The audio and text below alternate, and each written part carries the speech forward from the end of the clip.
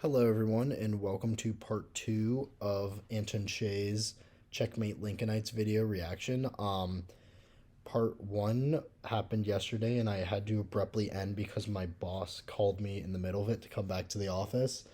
Unfortunately, I had to go back, so I am recording this at midnight, basically midnight. So, things I do for you guys. Remember to like and subscribe if you want more content and reaction videos. Here we go. It? Yeah, way back in episode 1. So you mentioned the Corwin Amendment. I'm glad you did. That was basically the federal government's last-ditch attempt to avoid the Civil War. Now, for those of you who don't know, the Corwin Amendment was this proposed amendment to the Constitution that basically would have guaranteed the southern states right to own slaves. I mean, potentially forever. So your implication would be that if the war was really about slavery, then why didn't the southern states just immediately go along with and ratify the Corwin Amendment? But you're forgetting that a big cause of the Civil War, and certainly the events leading up to the Civil War, were not about preserving slavery, but expanding it. I mean, you take the Missouri Compromise, for instance. Yeah, as I said in the last video, a big issue when it came to the slave states was expanding slavery to new territories which could have cash crops like cotton, tobacco, mostly cotton just because of Eli Whitney's cotton gin. However, most of those would have to be gained by conquest. So you would have to go to Central America. You'd have to go to the Caribbean to get these new territories, and that was an issue. So realistically, the only couple slave states you could have was Arizona and New Mexico. But as anyone who's been to Arizona or New Mexico knows, those are basically deserts. So there was no good future slave states in the United States when the North had tons of them. Basically, from Kansas up, basically those would be free states. So you can kind of see the desperation of the Confederates and the slave states just because they needed to expand slavery if they were going to keep up in the House of Representatives and especially the Senate, where they were trying to keep complete equality between free and slave states. Wow. So young, so full of hope. A long time ago. Yeah, more than 3 years now. Yeah, wow. So adding to the point made in the clip, the Corwin Amendment would have prohibited the federal government from interfering in the, quote, domestic institutions of the states. Specifically, and here it parrots the vague language that the framers used back in 1787, persons held to service. Confederates rejected the Corwin Amendment outright. To them, it was completely inadequate. As you said, it only protected slavery in the states where it existed in 1861. Confederates would settle for nothing less than the proposed Crittenden Compromise of 1860, which would have explicitly recognized African slavery, and it uses those exact words, as legitimate and constitutional, and completely immune from federal interference below the 3630 parallel established in the Missouri Compromise. And that would have included territorial gains made in Central and South America, something the planter class salivated over often enough. It's a big reason most of them supported the Mexican War. But there was no way that Lincoln and the Republicans could accept that. I mean, that would have been giving the South the exact same thing that they wanted from the very beginning, which was a legally binding admission that America was fundamentally a pro-slavery nation. Back up now. You still haven't given me any proof that Southerners abused federal power for their own purposes. Holy fucking shit, dude. Why don't we start with the Indian Removal Act? In the 1820s, forcible displacement... Okay, I don't know if this has to do with the Civil War, but the Indian Removal Act is Andrew Jackson's presidency, and perhaps he'll tie this into the Civil War, but this is very, very off his usual course, but I am very interested of what he's going to say about the Indian Removal Act because I have a In Defense of Andrew Jackson video coming up probably next week, honestly. So here we go. Let's see what he has to say about Native Americans in the South. Placement of Native Americans from the southeastern U.S. was broadly popular among white Southerners, especially in Georgia, which had passed legislation outlawing the Cherokee tribal government and declaring its dominion over Cherokee land. So the Cherokee had a deal with the state of Georgia, which Georgia violated because they found gold on the Cherokee's land. So that's where the famous court case comes when John Marshall rules in favor of the Cherokee, and even though Jackson didn't actually say this, this was written far after the fact. Jackson famously say, John Marshall has made his decision, now let him enforce it. But that's the story behind the Cherokee, and that eventually led to the Trail of Tears, which the Trail of Tears technically didn't happen in Jackson's presidency. It actually happened in Van Buren's. So Van Buren was in charge of all the logistics behind that, behind the Trail of Tears. But that's a little fun fact. Complementing this state resolution with federal action, Georgia Congressman Wilson Lumpkin introduced a proposal for Indian removal to the House of Representatives. Later in life, Lumpkin recalled how he was stymied at first by Northern humanitarian efforts. I had in view relieving my own state from the encumbrance of our Indian population, but we still found many serious obstacles in the way over and above the zealous opposition of our open and determined opponents in both House and Congress. Moreover, during the recess of Congress, the Northern fanatics, male and female, had gone to work and gotten up thousands of petitions, signed by more than 1 million of men, women, and children, protecting against the removal of the poor, dear Indians. And to finish the picture, in these petitions we were denounced as slaveholders. Oh, that's right. The saintly North and the horrible evil South. Tell me, who are these Yankees taking such a strong, principled stance against Indian removal? Well, there was President John Quincy Adams, for one. Oh, from Massachusetts, is that right? From Braintree, yeah. Massachusetts, interesting name for a state. Is that named after some place in England? Is there a quaint little village in Suffolk named Massachusetts? No. Really? Well, that is interesting. And where, pray tell, does the name originate? The Massachusetts people, who lived there for thousands of years before we did. Oh? And what happened to them?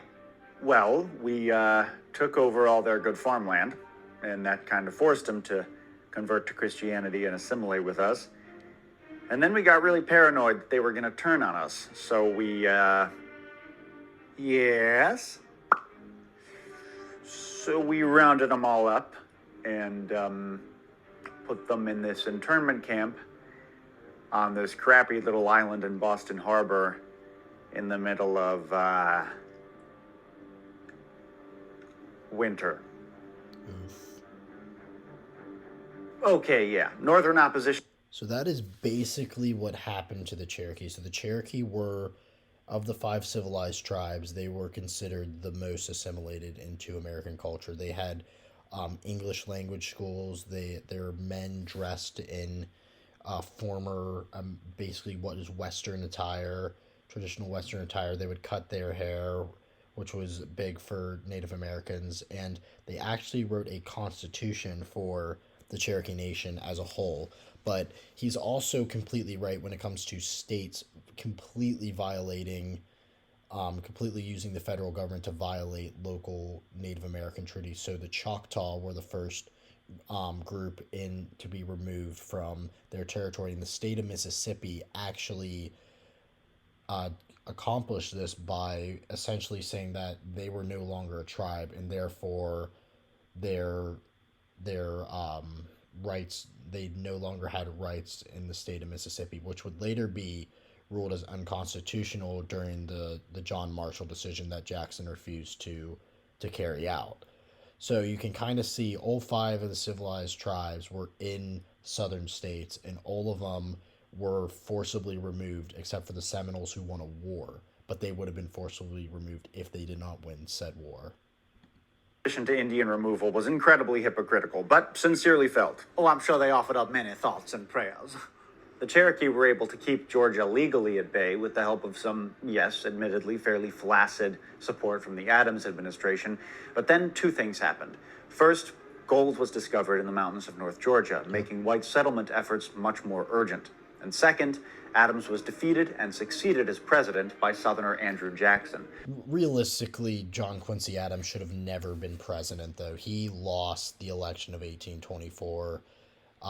He didn't get as many electoral votes and popular votes as Andrew Jackson, and he only won through what is known as the corrupt bargain, which essentially, because of John Quincy Adams' political ties and because of how his elitist nature, he was able to steal the presidency from Andrew Jackson because there was 4 people running in that election.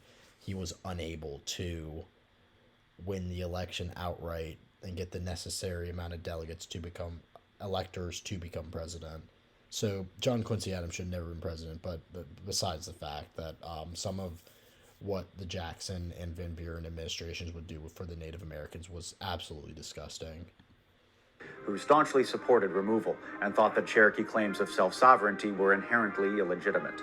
I have long viewed treaties with the Indians an absurdity, not to be reconciled to the principles of our government. The Indians are the subjects of the United States, inhabiting its territory. Is it not absurd for the sovereign to negotiate by treaty with the subject? When Jacksonians spoke of rights for citizens, they had a very specific idea of what kind of person that citizen was: a white man. Jackson's populism replaced class lines with racial and gendered ones. Jackson, and the white South more broadly, saw no place for Native Americans in the white man's republic.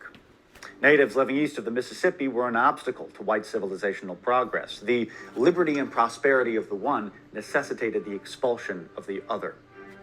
In an 1830 address to Congress, 6 months after signing the Indian Removal Act into law, President Jackson boasted that, "It gives me pleasure to announce to Congress that the benevolent policy of our government, steadily pursued for nearly 30 years in relation to the removal of the Indians beyond the white settlements, is approaching to a happy consummation.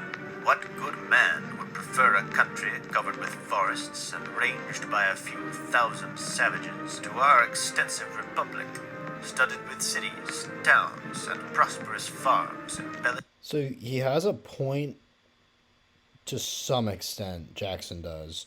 However, you need to handle the Native Americans better.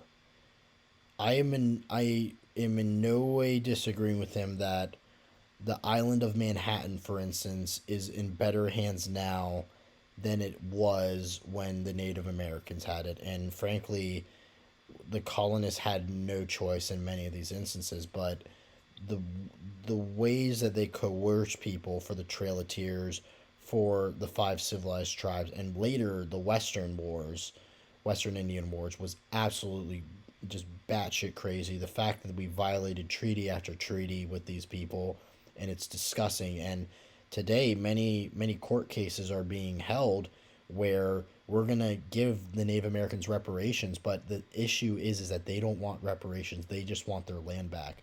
The Black Hills of South Dakota, that's an excellent example of this, or North Dakota, I forget, in one of the Dakotas. There's literally $3 billion sitting in the United States Treasury for, I believe it was the Sioux Native Americans to have, but they don't want it. They want their land back. With all the improvements which art can devise or industry execute, occupied by more than 12 million happy people, and filled with all the blessings of liberty, civilization, and religion. Jackson's presidency was in many ways a realization of Southern rights nationhood. A powerful, decisive executive in external affairs, but highly deferential to slaveholder interests in internal ones. And most importantly, a staunch defender of the white supremacist social order. In your eagerness to blame white people in every video you make, you're forgetting about the nullification crisis. Wait. Yeah, you talked about that. I just had the most profound sense of deja vu. In your eagerness to blame white people in every video you make, you've forgotten about the nullification crisis. Man, we must really be running low on comments for a recycling shift from episode 3. Well, these are complex, nuanced topics, and they're not gonna... Oh, I know. They just don't have the, Yeah. Anyway, what were you going to say? Well, I was going to say, John C. Calhoun nearly led South Carolina to secession over a states' rights issue during Jackson's presidency. The rights of South Carolina to nullify the tariff we previously discussed. Jackson wasn't obsequious to planter class interests then. In fact, he was maneuvering troops for a potential invasion. Sounds positively Lincolnian, sir. If Louisiana had tried to secede from the Confederate states during the Civil War, do you think Jefferson Davis would have let that happen? No, not if he was in any position to stop it, but that was wartime. The circumstances would have been different. What's your point? My point is that there's more than one kind of union, and all sorts of different kinds of flavor of unionist. Jackson's joust with Calhoun was a squabble between two different strains of Southern rights nationalism. Similarly, Confederates would disagree about how far the states' rights principle went. And we'll get more into this later, but even most of them would agree that you can't just let the states do whatever, right? At a certain point, the central government has to put its foot down. Exactly. I spoke on it last time when we talked about the nullification crisis in my last video, but you can't have states basically pick and choose what federal laws they want to listen to. Imagine if a state did that for something that's not as controversial as tax laws. I mean, a lot more controversial than tax laws. For instance, school segregation. What if Mississippi, for instance, just woke up tomorrow and was like, well, I want segregated schools? Under this warped, very strange view of, I guess, like an anti-federalist system, Mississippi could do that, theoretically. They could pick and choose what federal laws they want to listen to, and that's just not the way a federal system works. I agree with states' rights. I'm a very, very big proponent of states' rights, but you have to have the federal government step in certain instances to ensure that there is some sort of unified law between all the states. Carolina's secession would have jeopardized the security of the nation. So yeah, Jackson fiercely opposed it. In fact, you could argue that in threatening to secede, South Carolina became just the sort of external threat to white nationhood that Jackson habitually crushed. Why should the tranquility of white men in North Carolina, Tennessee, Georgia, or anywhere else be disturbed just because of the caprice of South Carolina? And in any event, in all other aspects of his presidency, Jackson sanctified the rights of slave states and slaveholders. The truly grave threats to the Union, he believed, were up north. He placed the blame for sectional politics squarely on the shoulders of abolitionists. Wait, really? The abolitionist movement really started to gain traction in the 1830s, and what's more, they began to organize, to form community networks and publish mass media. These guys were the most radical of the radical, and a very motley crew. Whites, blacks, men, women, some women in positions of leadership. I definitely would have been an abolitionist if I was alive back then. Shut up. The mere existence of these organizations challenged the legitimacy of the white man's republic, and they could... What's crazy is his caricature literally might be, considering how different and how racist many of these individuals were. Like, by our modern day standards, basically everyone living in the 19th century, except for maybe some Quakers, would be considered like far, far insane racists, like KKK level racists. It could be very disruptive. In the summer of 1835, abolitionists flooded the Southern mails with radical literature, causing a huge uproar and widespread panic of black rebellion. Slave states quickly passed laws ordering local postal workers to take the incendiary mail out of circulation, and thousands of pamphlets were confiscated and burned. Well, that doesn't seem great, free speech-wise, burning books and such. True to form, Jacksonian central government came swiftly to the defense of the slave system against this external threat from women, blacks, and race traders. The president threw full federal support behind the local ordinances, arguing that the states had every right to preserve order however they saw fit. He praised Northern Democrats for speaking out against the radicals, telling Congress that it is fortunate for the country that the good sense and the deep-rooted attachment of the people of the non-slaveholding states to the Union and to their fellow citizens of the same blood in the South have given so strong and impressive a tone to the sentiments entertained against the proceedings of the misguided persons who have engaged in these unconstitutional and wicked attempts. Did you catch that? Fellow citizens of the same blood? Oh, dang. All this to say that this was Jackson's greatest contribution to the Confederate worldview. Within the in-group, people with penises and without melanin, individual liberty was absolute and irrevocable. But those liberties did not, under any circumstances, extend to the out-group. Against blacks, natives, and politically active women, central government was free to deploy a terrifying range of authoritarian powers with total impunity. Well, that settles it. This episode is officially bumming me out. Which brings us to the high watermark of pro-slavery ideology, the fugitive slave law. Wasn't there already a fugitive slave clause in the Constitution? There was. But this was the other one. Ah, yes, the Fugitive Slave Act of 1790. He's gonna say some other act that we do not know about. I guess here we go. We're gonna find out what it is. No. The other one. The South's key provision in the Compromise of 1850, which broadened the scope of previous fugitive slave laws. First, by denying suspected runaways the right to a fair trial, so in practice, the government could just black bag and enslave any black person and get away with it. And second, by... That's essentially what happened in the book, and also very, very excellent movie, 12 Years a Slave. What would happen is that these, what would essentially be slave catchers, would lure freedmen or into places like Washington, D.C., where slavery was technically legal, and they would drug them and send them to a cotton state. This would be so successful because of acts like the Fugitive Slave Act, because it's just so hard to provide your papers or to prove that you are a freedman, and especially in the incredibly racist era of the antebellum South. It's a very tragic story, and if you've not seen 12 Years a Slave, definitely check it out. But the things that happened to that man certainly happened to hundreds, if not thousands, of freedmen during this time. Stipulating that if white citizens failed to adequately assist slave catchers in their inquiries or aid runaways in any way, they would be slapped with a ruinous fine and face imprisonment. Tough break. So this is a big deal as well, because what is happening is the Southern laws are superseding the Northern laws, meaning you have to provide aid to slave catchers to find runaway slaves, even if you live in a free state. Think about that. Though slavery is not legal in your state, you still have to provide aid to those who want to enslave others. You are seeing the southern states supersede northern laws. That's why they're for states' rights when it's convenient for them.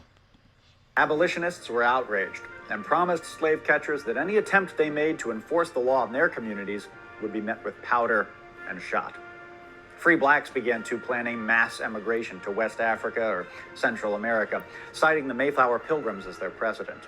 The Dred Scott decision in 1857, which enshrined into law the idea that black people are ineligible for American citizenship by virtue of their race, simply confirmed what most blacks already knew.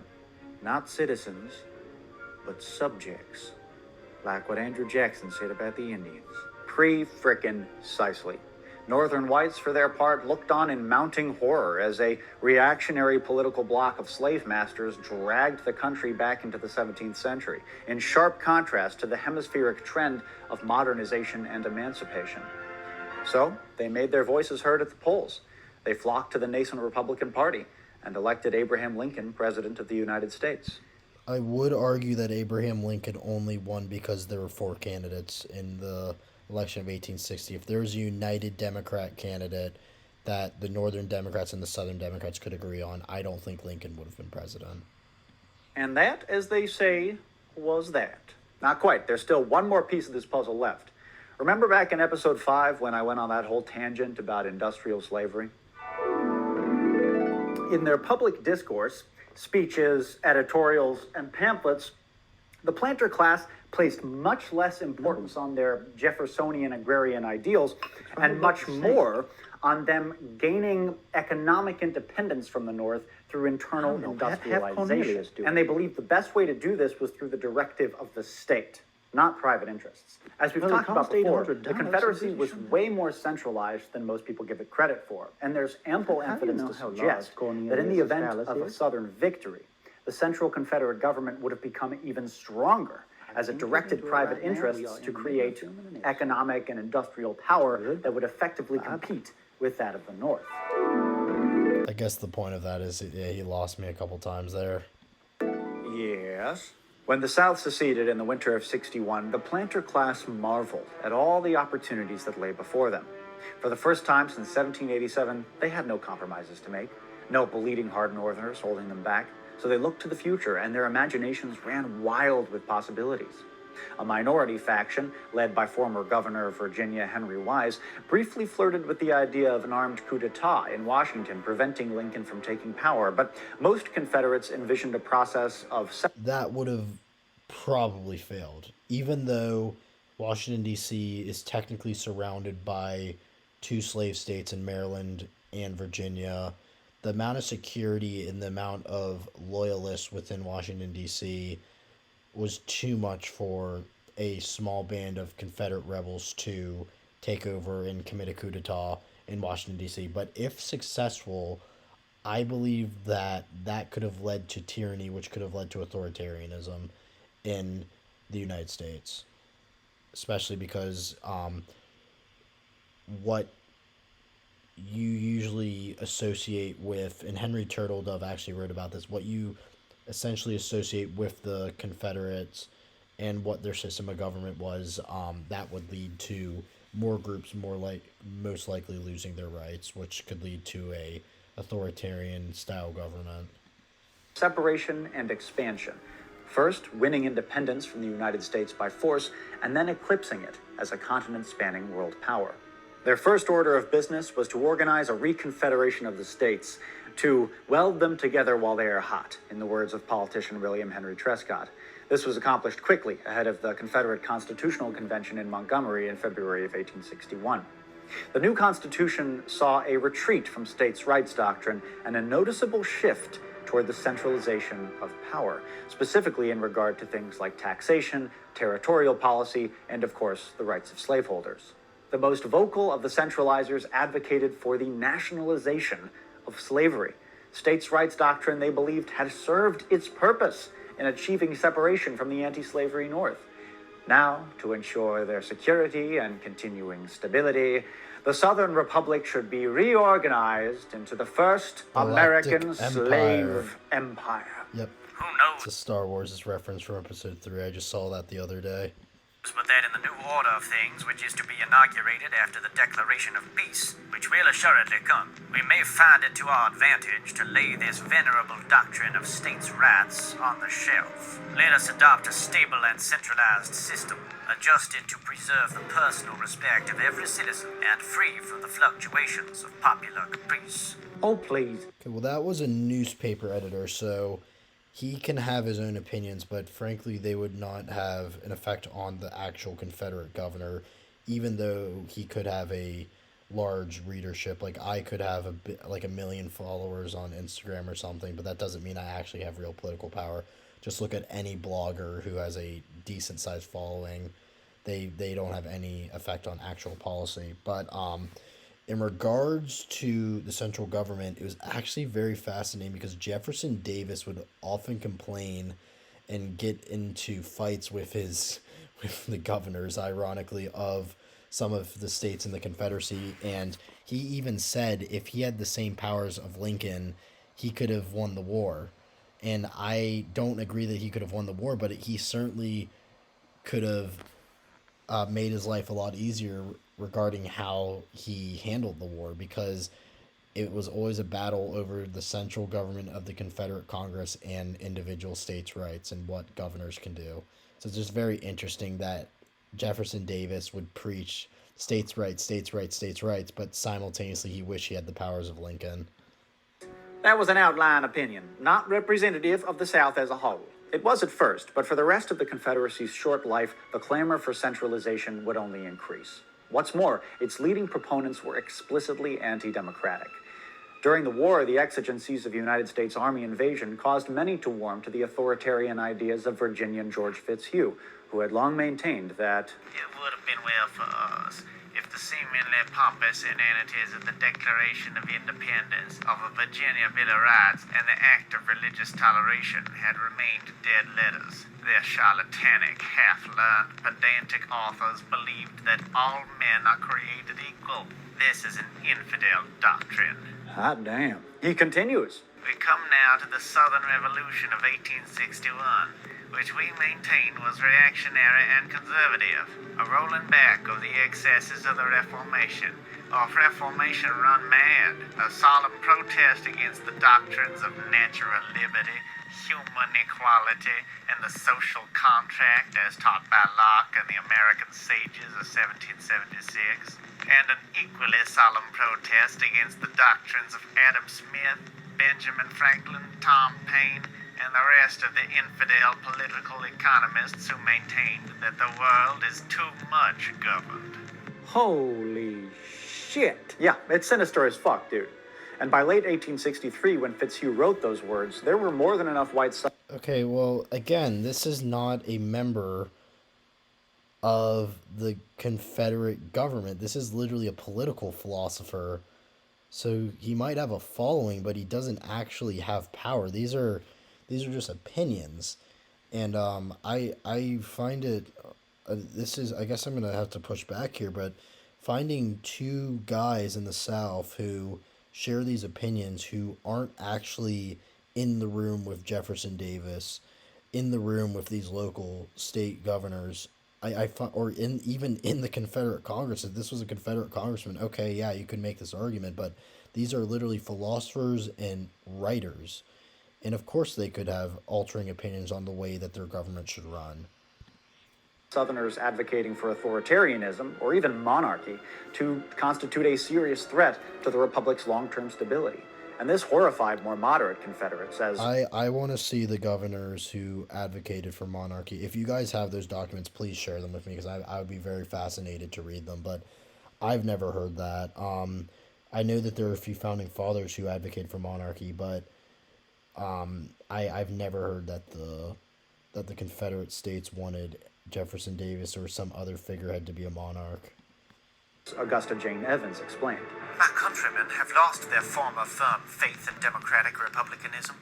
I am pained and astonished to consider how many are now willing to glide unhesitatingly into a dictatorship, a military despotism. But even the most pro-democracy... That's an author. She has nothing to do. She was obviously she lived in that era, but she's not in the room with the head figures. Confederates were stuck in the mire of their own racism. The Confederate intelligentsia proffered bizarre and feverish theories of a patrician republic where planters of royal Norman stock dominated inferior Scotch, Irish, and Anglo-Saxon whites to nearly the same extent they dominated. That's what I said about the authoritarian thing. If you're not a white Anglo-Saxon male, you would probably get your rights taken away in a Confederate government like 50 years after the Civil War. And certainly they would take the rights of probably the Jews, probably Catholics, basically any group that the Ku Klux Klan went after the Civil War, and especially in the 1920s. These were probably groups that would have been discriminated against if the Confederacy won the Civil War. Dominated black slaves. This is a lot to process. When Jefferson Davis presented his pleas for official state recognition to the governments of France and Britain, he portrayed the Confederacy as a state which simply wanted to be left alone. He was lying through his teeth. The vision of Confederate nationalism, championed by Vice President Alexander Stephens and parroted by many others, imagined a future of global influence in which the Confederacy exported God-ordained ideas of racial apartheid to the rest of the civilized world.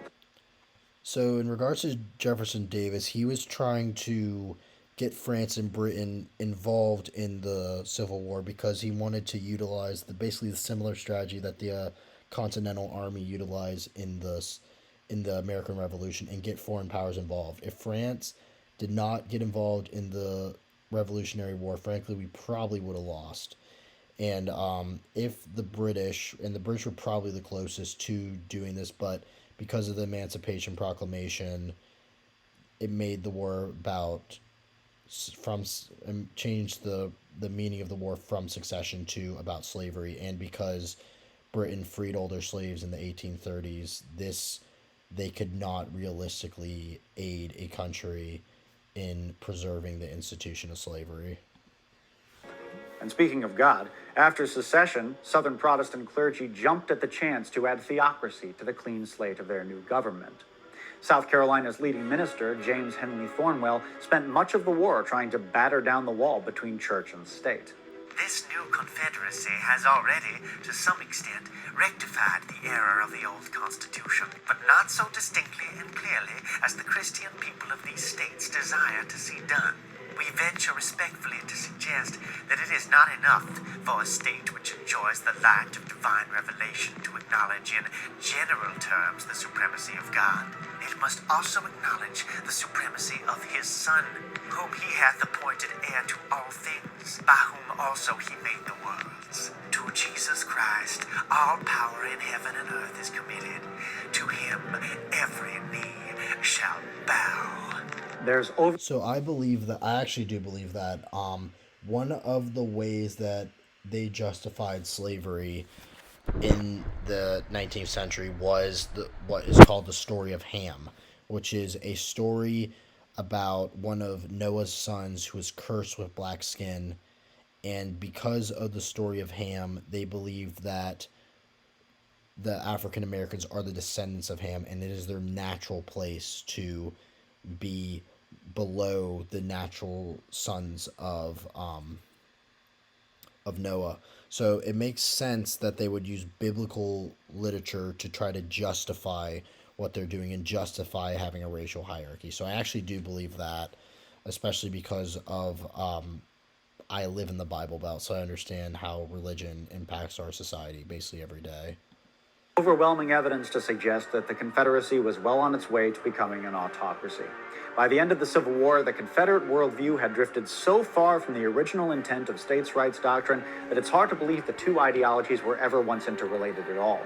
And the idea that the Confederate States of America had, in any sense, a libertarian form of government is, frankly, laughable. They might have not had a libertarian form of government, but that was the original intent. You have to look at the original intent of what they wanted to do, and frankly, any confederacy as loose as the Confederate States of America would have more of a libertarian system, especially one that's agricultural based.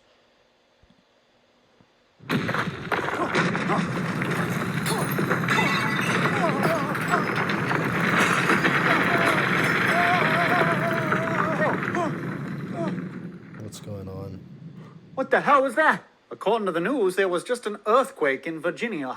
Good evening. This is Matt Beat, Oh, it's reporting Mr. live. That's Mr. Beat. That's another YouTuber I like a lot. He makes a lot of great presidential elections videos. Near Monticello in Virginia. We can now confirm that the third president of the United States, Thomas Jefferson, has rolled over in his grave with enough force to trigger an enormous earthquake. Oh, Jesus. As you can see, Northern Virginia is completely destroyed. The death toll is catastrophic. Those who do remain have reverted to a primal state of nature. We have learned that what precipitated this massive earthquake was a reading of a historical quote in a production of a wildly unpopular web series known as Checkmate Lincolnites. Oh, someone's calling. Is it bad I don't really get the joke or the point of this part? I know he likes to do film aspects because he was a film graduate and he was a living historian, but I don't get the joke really. Ew. It's a 202 number. Why don't you take it? Hello? Hey, is this, Jerry? Not Jerry, Johnny Reb and Billy Yank? Yes? Hey, man, it's Joe. President Joey Biden. Oh, my God. Hello, Mr. President. What an honor. Kiss ass. Kiss ass. I'm not going to tell you my feelings on Joe Biden, nor will I tell you my feelings on President Trump. Thanks, man. Likewise. Listen, I'm calling to ask that maybe you don't quote any more of those shockingly authoritarian Confederate guys. Monticello was bad enough. We don't want Mount Vernon to blow too.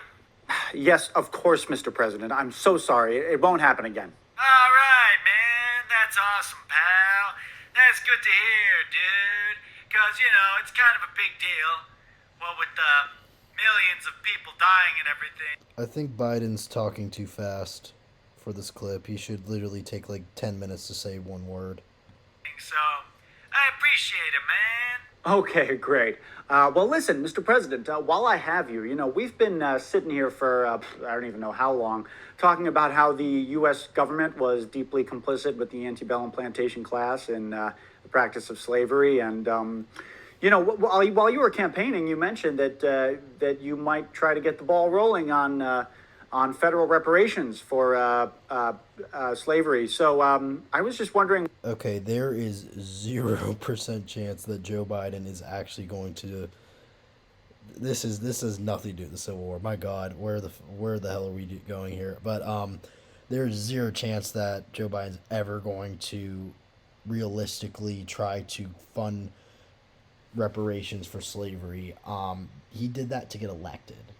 He knew that he was in a pretty far left leaning primary, and every single candidate up there advocated for reparations, and he knew that he could not get away with saying that he doesn't believe in reparations, especially because his campaign was centered around South Carolina, which has a very, very strong African American population.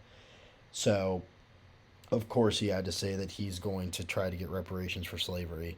I'm not here to say whether reparations will work or not. I think there's been a lot of studies that show that it probably wouldn't do much. It would just be more virtue signaling, but simultaneously, many people just want that. But I think that's a very slippery slope to start giving reparations for slavery out. But there's zero chance Joe Biden ever does that in his presidency. And frankly, I don't think we'll ever do it unless we get a very, very far left president and frankly House and Senate. What the progress was on that so far.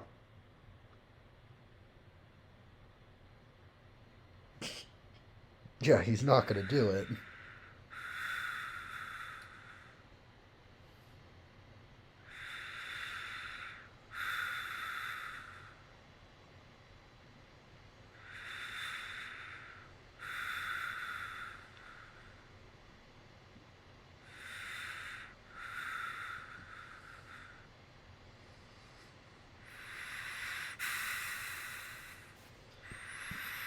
Well, while I'm here, might as well say some Joe Biden facts.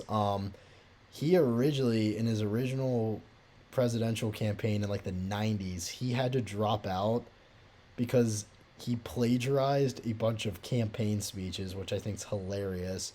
Obviously, infamously, he keeps running for president all the time, and tragically, he did not run in 2016. He probably would have won, honestly, considering how unpopular Hillary Clinton was, but and President and eventually Donald Trump when he would have gone against him in the general election. But tragically, one of Joe Biden's sons died, and that's why he didn't run for president. But I think he would have won in 2016 if he would have ran. But Joe Biden, he ran in 2008. He also ran in the 90s. He's been around since basically, I think it was 1980. He was first elected as a senator for Delaware. But Joe Biden is about as establishment as it gets, and this is why he's not going to try to push the progressive agenda of reparations and other what we would consider progressive movements now, like universal basic income and stuff like that.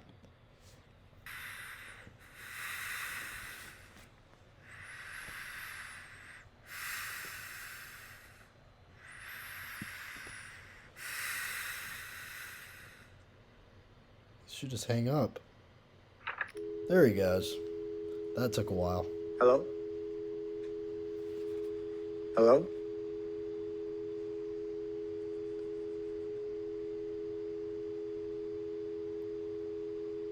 Hello?